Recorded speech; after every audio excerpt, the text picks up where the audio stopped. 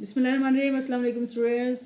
مسلم مفکرین کی تعلیمی خدمات کے حوالے سے ہم نے امام غزالی کو دیکھا، پھر ابن خلدون کو، اور آج ہم ابو علی سینا کے حالات زندگی دیکھیں گے۔ ابو علی سینا کے حالات زندگی کے حوالے سے ہم پہلے دیکھ لیتے ہیں۔ اس سے پہلے آپ کو یہ بتا دوں، ابو علی سینا کو جدید طب کا باپ بھی کہا جاتا ہے، یعنی بابائے طب، یا اس کو میڈیکل سائنسز کے فادر کے حوالے سے ہم اس کو جانا جاتا ہے۔ ابن سینا صفر 370 بمطابق اگست 980 میں نجار کے نزدیک قصبہ رفشیہ وہاں پہ پیدا ہوئے۔ کا پورا نام ابو علی حسین بن عبداللہ بن حسن بن علی بن سینا ہے۔ مشہور یہ ہوئے ابو علی سینا کے نام سے، ٹھیک ہے، اور یورپ میں ان کو ایوی سینا کے نام سے بھی یاد کیا جاتا ہے۔ 6 سال کی عمر میں یہ اپنے فادر کے ہمراہ اپنے والد صاحب کے ساتھ بخارا گئے۔ ابتدائی تعلیم بخارا سے حاصل کی اور 10 سال کی عمر میں قرآن پاک حفظ کیا۔ دینی علوم اور علم نجوم میں مہارت حاصل تھی ان کو۔ 16-17 سال کی عمر میں طب کے میدان میں شہرت حاصل کی۔ اس فن میں آپ کی کتاب القانون بہت ہی بے مثال کتاب ہے۔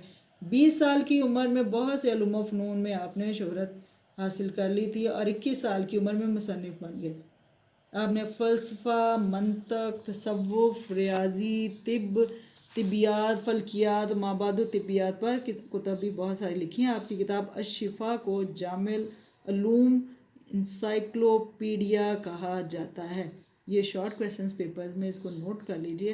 الشفا کو یعنی انسائکلوپیڈیا کس کو کہا جاتا ہے؟ تو اس کا آنسر ہوگا ابو علی سینا کی کتاب الشفا کو انسائکلوپیڈیا کہا جاتا ہے۔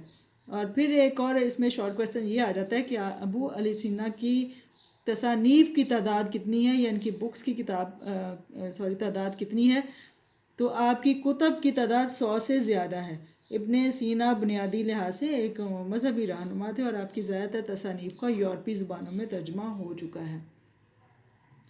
10ویں صدی عیسوی کے آپ مفکر ہیں۔ آپ کی مشہور کتاب الشفا اور کتاب القانون بھی ہے، کتاب النجات، کتاب الحکمت ہے، ٹھیک ہے۔ ایک ان کی کتاب ہے لسان العرب، وہ یورپ اور ایشیا کی بڑی بڑی درس گاہوں میں بہت دیر تک یہ داخل نصاب رہی، یعنی اس کو بھی کورس میں شامل کیا جاتا رہا۔ ابھی میں نے جن بکس کے نام لیے ان کو دوبارہ دیکھ لیے، کتاب الشفا، القانون، کتاب النجات، کتاب الحکمت ہیں۔ سلطان محمود غزنوی کے دربار میں رسائی البیرونی کی وساطت سے ہوئی تھی۔ اپنی وفات سے پہلے انہوں نے اپنا سارا مال و دولت اللہ تعالیٰ کی راہ میں خرچ کر دیا اور تلاوت کلام پاک ان کا معمول تھا۔ غلام آزاد کیے انہوں نے اپنے سارے 1038 میں وفات پائی۔ رات کا کچھ حصہ یہ درس و تدریس و تصنیف و تالیف کے لیے مقرر کیا ہوا تھا، یعنی وہ لازم سے مصروف رہتے تھے، اور اس کے علاوہ ان کا کام زیادہ تر یہ تصانیف کے حوالے سے ہی زیادہ ریٹن ورک ان کا زیادہ ہمیں نظر آتا ہے۔ اچھا، پھر آگے دیکھتے ہیں تعلیمی تصور ابو علی سینا کے حوالے سے، ان کے تعلیمی تصورات کیا ہیں ان کے حوالے سے، اور نیز ان کے مقاصد تعلیم کے حوالے سے ہم دیکھ لیتے ہیں۔ جی، ابو علی سینا کے نزدیک علم حاصل کرنے کا صحیح ترین ذریعہ عقل اور منطقی استدلال ہے، یعنی لاجیکلی وہ کہتے ہیں کہ بات ہونی چاہیے جس کو آپ لاجیکلی بیان کر سکیں، وہی سب سے بڑا ذریعہ ہوتا ہے۔ حواس خمسہ سے جو علم حاصل ہوتا ہے، عقل ہی اس علم کو منظم صورت دیتی ہے۔ عقل مؤثر کے ساتھ ہم آہنگی کے نتیجے میں جو علم حاصل ہوتا ہے، منطقی استدلال سے ایک ایسا معیاری اصول ہاتھ آ جاتا ہے کہ انسان خطا سے محفوظ رہتا ہے۔ یعنی جب کوئی بات لاجیکلی اور حواس کے ذریعے سے اور عقل کے ذریعے جو بات لاجیکلی آ جائے، اس میں خطا کے چانسز کم ہوتے ہیں، اور آپ کے نزدیک عقل مؤثر علم کا سرچشمہ ہے۔ جب عقل مؤثر کے ساتھ ربط پیدا ہوتا ہے تو علم حاصل ہوتا ہے۔ ابن سینا کا تصور علم اللہ تعالیٰ کی حاکمیت اور عبودیت کے گرد گھومتا ہے۔ نظام تعلیم میں اس کو نصب العین کی حیثیت حاصل ہے۔ حاکمیت کی سزاوار صرف اللہ تعالیٰ کی ذات ہے، اس کے علاوہ کسی کو عبادت نہیں جچتی ہے، صرف وہی ہی حاکمیت یا حاکم اعلیٰ صرف اس کی ذات ہے۔ انسان کو اللہ تعالیٰ نے عبادت کے لیے پیدا کیا، انسانی تخلیق کا اور کوئی مقصد نہیں ہے۔ عبادت اسلامی کی پابندی، رضا الہی اور فکر و عمل میں خلوص کو تعلیم کے مقاصد میں بنیادی اہمیت حاصل ہے۔ اچھا، ان کے مقاصد تعلیم کو ہم دیکھ لیتے ہیں. مقاصد تعلیم کے حوالے سے یہ سب سے پہلے ان کے نزدیک حصول رضا الہی، یہ ان کا سب سے پہلا مقصد ہے. اور وہ تمام بنی نوع انسان کو وصیت کرتے ہیں کہ حصول رضا الہی کو اختیار کریں، کہ سب سے پہلے اور سب سے آخر میں خداوند تعالیٰ کی یاد کو سامنے رکھا جائے. اچھا، پھر یہ کہتے ہیں ذہنی صلاحیتوں کو اجاگر کرنا ان کا اہم تعلیمی مقصد ہے، کیونکہ ان کے نزدیک علم حاصل کرنے کا سب سے مؤثر ذریعہ ذہنی عقل ہے. جیسے ہم نے پہلے کہا عقل مؤثر کے حوالے سے وہ کہتے ہیں کہ اگر انسان عقل کے ذریعے علم حاصل کرے تو وہ کبھی غلطی نہیں کر سکتا. تیسرا ان کے نزدیک مقصد تعلیم کے حوالے سے ہم دیکھتے ہیں علم و عقل میں مطابقت بہت ضروری ہے. یعنی ان کے نزدیک بہترین عمل وہ ہے جس کی بنیاد خلوص نیت اور علم پر رکھی جائے.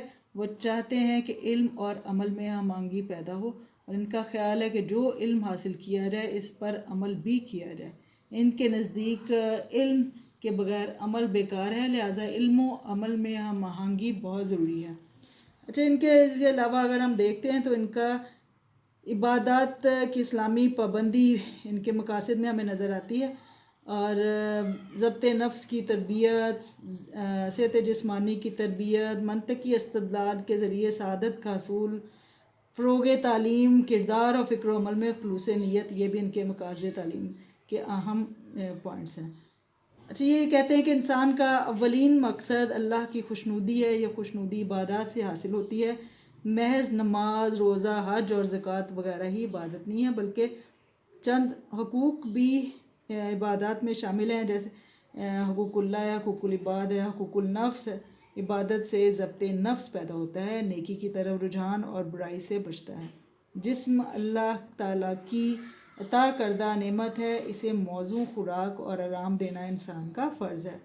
اس کی صحت کا خیال رکھنا اس کی ذمہ داری ہے. برے کاموں میں پڑھ کر اپنی صحت کو برباد نہ کریں. اللہ تعالیٰ نے انسان کو عقل سلیم عطا کی ہے، جس سے منطقی استدلال پیدا ہوتا ہے، اور نیکی سب سے بڑی سعادت ہے. انسان خطا سے محفوظ رہتا ہے، اور تعلیم اپنے تک محدود نہیں رکھنی چاہیے، بلکہ اس کے فروغ کی ہر ممکن کوشش کرنی چاہیے، کیونکہ اعمال کا دار و مدار نیتوں پر ہے، اور خلوص نیت نہایت ضروری ہے. اگر خلوص نیت نہیں تو ریاکاری ہے، اور ریاکاری کا کوئی عمل قبول نہیں ہے. ٹھیک ہے، اس کے بعد ہم نے دیکھیں گے علوم کی کتنی اقسام ہیں. یہاں تک ہے. اس میں ہم دوبارہ سے اس کو ریوائز کر دیتے ہیں. اس میں جو پوائنٹس ہے، کویشچنس جو بنتے ہیں، اس میں سب سے پہلے ہم نے دیکھا ابو علی سینا کے حالات زندگی کے حوالے سے، ان کا کب پیدا ہوئے، کب وفات پائی انہوں نے، اور ان کا پورا نام کیا ہے، اور یورپ میں وہ کس نام سے جانے جاتے تھے، بخارا وہ کس عمر میں گئے، اور قرآن پاک انہوں نے کس عمر میں حفظ کیا، اور ان کے شعبے مطالعے کے حوالے سے ان کے کون کون سے مضامین ان کے مطالعے کے حوالے سے انہوں نے اختیار کیے، جس میں ہم نے یہ دیکھا طبیات، فلکیات، ریاضی، موسیقی، مابعد طبیات، اس کے حوالے سے. اور پھر ہمیں ان کی تصانیف کے حوالے سے ہم نے دیکھا 100 سے زیادہ ہیں، اور ان کی کتاب الشفا جو ہے وہ 18 جلدوں پر مشتمل ہے، اور اسے انسائکلوپیڈیا یہ جامع العلوم کا درجہ حاصل ہے. ٹھیک ہے، اس کے حوالے سے تعلیمی تصورات. اس کے بعد ہم نے دیکھے تعلیمی تصورات کے حوالے سے ان کا کہ عقل اور علم کا کیا تعلق ہے، اس کے حوالے سے جو لاجک پیش کی گئی ہے اس کو آپ نے ڈیفائن کرنا ہے. مقاصد تعلیم کے حوالے سے جو میں نے پوائنٹس بتائے، اس میں رضا الہی کا حصول سب سے پہلے تھا، ذہنی صلاحیتوں کو اجاگر کرنا، اور اس کے علم اور عقل میں مطابقت. اس کے علاوہ جو میں نے پوائنٹس بتائے وہ آپ نے نوٹ کر لیے ہوں گے. اس میں رضا الہی کے بعد عبادات کی اسلامی پابندی، ضبط نفس کی تربیت، جسمانی صحت کی تربیت ہے، منطقی استدلال کے ذریعے سعادت کا حصول، فروغ تعلیم، کردار اور فکر و عمل میں خلوص نیت. یہ پوائنٹس ہیں ان کے 7 پوائنٹس یہ تقریباً ہیں مقاصد تعلیم کے حوالے سے. یہ بھی ان کے آپ کے شارٹ کویسچنس میں آ سکتے ہیں. ٹھیک ہے، باقی ہم علم کی اقسام کے حوالے سے نیکسٹ لیکچر میں دیکھیں گے انشاءاللہ.